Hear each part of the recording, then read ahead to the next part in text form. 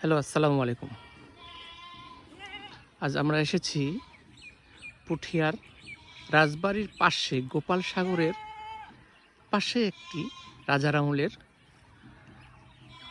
বিশাল বিশাল গাছ ছিল, এদের মরে গেছে। আম বাগান ছিল, অনেকেই হয়তো দেখছে, পুরাতন লোকজন। মজার বিষয় হচ্ছে 2000 সালে এইটিকে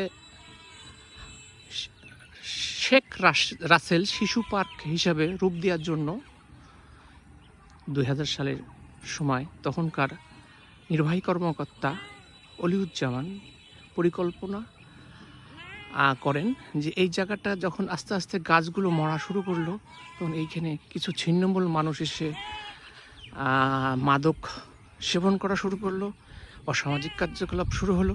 তখন তিনি বাধ্য হয়ে এটাকে রোধ করার জন্য এই শিশু পার্কটি পরিকল্পনা করে এবং 2000 সালের 17ই মার্চ এটিকে ভিত্তি স্থাপন করেন সাবেক পুঠিয়া দুর্গাপুরের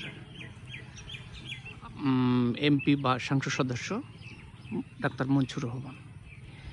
এই 4 বছর অতিবাহিত হচ্ছে বা হয়ে গেছে, এখনো পর্যন্ত কিন্তু এই পার্কের কোনো কার্যক্রম নেই। দেখেন, 3টি খালি খেলার জন্য, শিশুদের খেলার জন্য খেলনা তৈরি করা হয়েছে, বাদবাকি পড়ে রয়েছে। বাউন্ডারিটা দেওয়া হয়েছে, আর বাদবাকি কোনো কাজই এখনো হয়নি।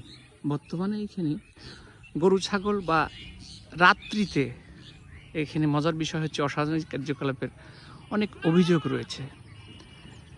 আসলে সরকারি অনেক বরাদ্দই হয়ে থাকছে বা হচ্ছে, কিন্তু সদিচ্ছার অভাবে এলাকাবাসী বা অনেকেই বলছে সদিচ্ছার অভাবেই এই জায়গাটাকে সরকারিভাবে বা নির্বাহী কর্মকর্তাদের গুরুত্ব সহকারে দেখলে, অতীতের যে নির্বাহী কর্মকর্তা আছে ওনার মতো গুরুত্ব সহকারে দেখলে এটাকে হয়তো বা পূর্ণাঙ্গ শিশু পার্ক হিসেবে রূপ দেওয়া সম্ভব বলে অনেকেই মনে করছে।